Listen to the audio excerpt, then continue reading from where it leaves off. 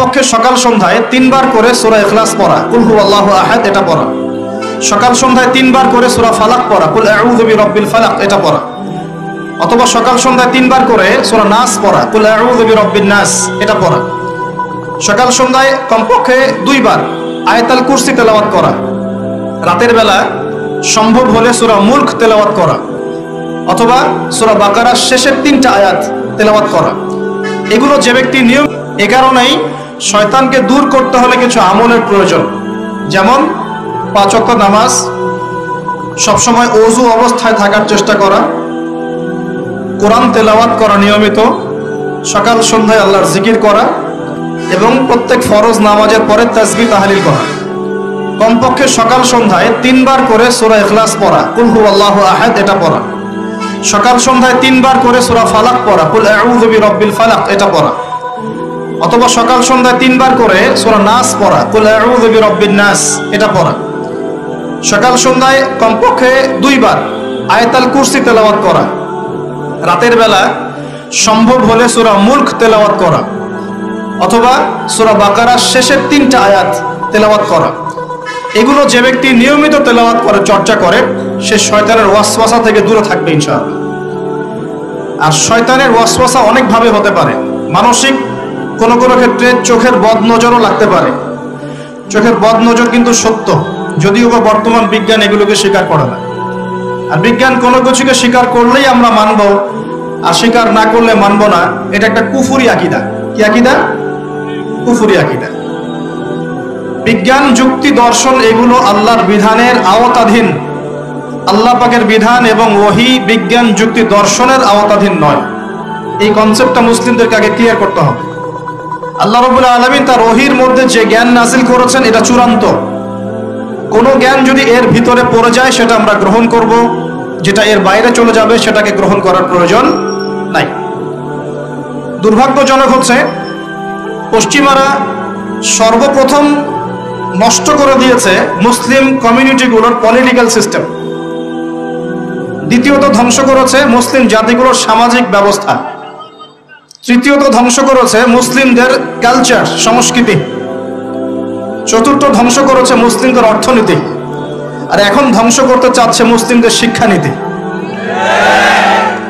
সর্বপ্রথম যে বিষটা দেওয়া হয়েছে পশ্চিমা সভ্যতা থেকে, সেটা হলো মুসলিমদের একটা কমিউনিটি ছিল ইউনাইটেড, এটাকে কেটে টুকরা টুকরা করে বিভক্ত করে ফেলা হয়েছে।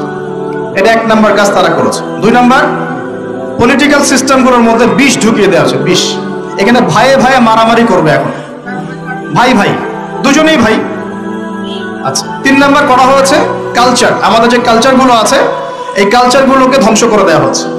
পশ্চিমা কালচারে সবকিছু চলছে, আমাদের চেহারা স্রোত থেকে শুরু করে আকীদা, আদর্শ, সবকিছুই, পরিবার, সবকিছুই। পশ্চিমা কালচার ছাড়া আমরা চলতে পারছি না। একটা বিয়ে হবে, সেই বিয়েতেও গিয়ে দেখবেন প্রথমে গায়রে মাহরাম, মাহরামের কোনো বাস বিচার নাই। যে যাকে পাচ্ছে হলুদ মাখাচ্ছে, ডিজে পার্টি হচ্ছে, ধুমধারাক্কা গান হচ্ছে। বিয়ে শুরুটাই হচ্ছে পশ্চিমা কালচার দিয়ে। প্রত্যেকটা সেক্টরে অর্থনীতি, আল্লাহ পাক ব্যবসা হালাল দিয়েছেন, আল্লাহ পাক দিয়েছেন যাকাত ভিত্তিক অর্থনৈতিক সিস্টেম, সাদাকা, ওশর, সাদাকাতুল ফিতর ইত্যাদি। এগুলো সব বাদ, এখন চলছে সুদ। কি চলছে? সুদ আর প্রতারণা, ঘুষ আর দুর্নীতি। এখানেও পশ্চিমা কালচার। আরেকটা কি? শিক্ষা। এখন শিক্ষার মধ্যেও আস্তে আস্তে সব পশ্চিমা কালচার ঢুকে দেওয়ার চেষ্টা করছে।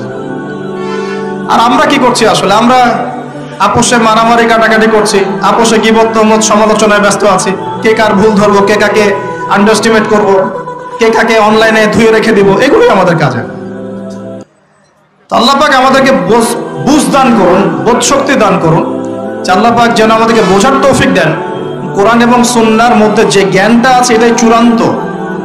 এর বাইরে অনেক জ্ঞান থাকতে পারে, সেই জ্ঞান আমরা নিব না এমন নয়, সেই জ্ঞান আমরা নিব, কিন্তু যখন সেটা কোরআন সুন্নাহর মানদণ্ডে টিকে যাবে তখন নিব। দেখা যায় কোরআন সুন্নাহর সাথে সাংঘর্ষিক, সেই জ্ঞানটা আমরা নিব না, সিম্পল।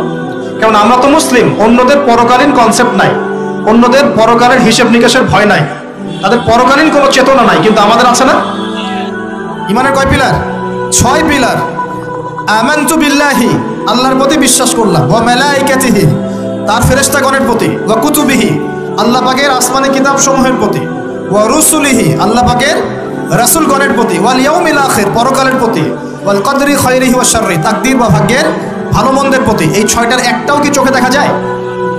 আল্লাহকে দেখেছেন? ফেরেশতা দেখেছেন? আমাদের নবীকেও কি দেখেছেন?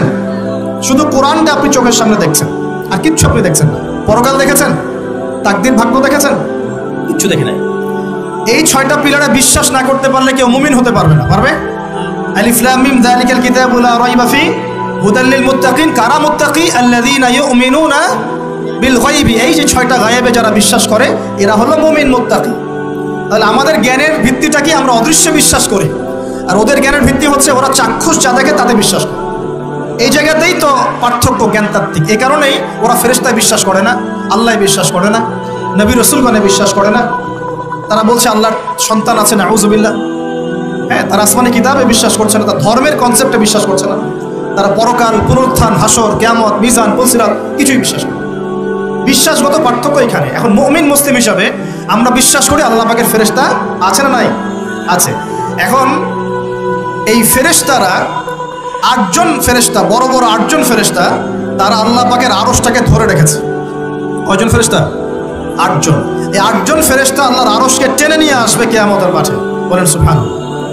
আল্লাহ পাকের এমনও ফেরেশতা আছেন যারা একটা ফুৎকার দিবে, জাস্ট একটা ফু, এক ফুৎকারে পুরো মহাবিশ্ব ধ্বংস হয়ে যাবে। এত শক্তিশালী ফেরেশতা আছে আল্লাহ পাক। আমরা যখন মায়ের গর্ভে ছিলাম, এরকম একজন ফেরেশতাই আল্লাহর পক্ষ থেকে রূহ নিয়ে এসে মায়ের গর্ভে ফুঁকে দিয়েছে এবং আল্লাহর হুকুমে 4টা বিষয় লিখে দিয়েছে।